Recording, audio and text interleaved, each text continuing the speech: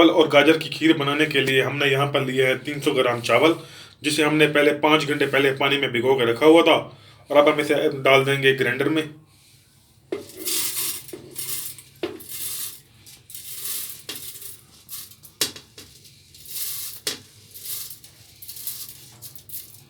और अब हम इसमें डालेंगे दूध। दूध जो है ना, अभी हम ज़्यादा नहीं डालेंगे।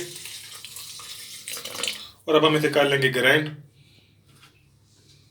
एक बर्तन में हमने 3 लीटर दूध लिया है और अब हम उसमें डालेंगे अपने चावल और दूध का मिक्सचर। और अब हम इसे अच्छे से मिक्स करेंगे। चम्मच को आपने बिल्कुल हिलाते रहना है और आपका दूध ज़्यादा गर्म नहीं होना चाहिए।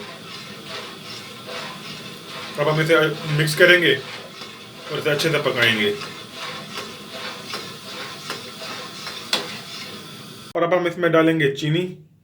चीनी हमने लिया है 250 ग्राम और आप अपने टेस्ट के हिसाब से कम या ज़्यादा कर सकते हैं। और साथ इसमें डालेंगे गाजर, जिसे हमने कद्दूकस करके रखा हुआ था। इसे अच्छे से मिक्स करेंगे।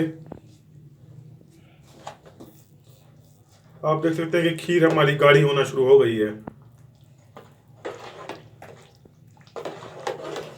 इसे अच्छे से मिक्स करेंगे।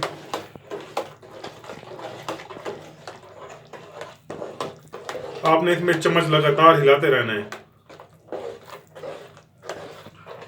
और साथ ही इसमें डालेंगे हम छोटी इलायची।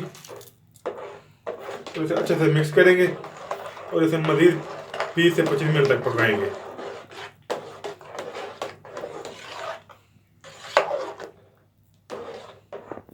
खीर को पकते हुए तकरीबन 40 मिनट हो चुके हैं और अब हम इसे तकरीबन 5 से 10 मिनट मज़ीद पकाएंगे और उसके बाद हमारी खीर बिल्कुल तैयार।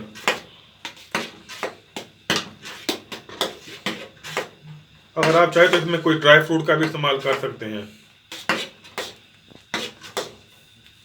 खीर हमारी मुकम्मल तौर पर तैयार हो चुकी है और अब हम फ्लेम को बंद कर देंगे और अब हम इन्हें एक बर्तन में निकाल लेंगे।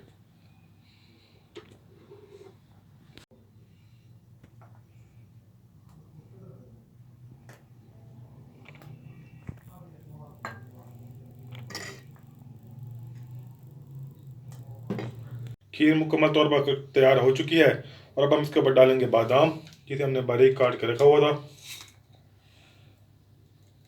उम्मीद करते हैं कि आपको हमारी ये रेसिपी बहुत पसंद आई होगी।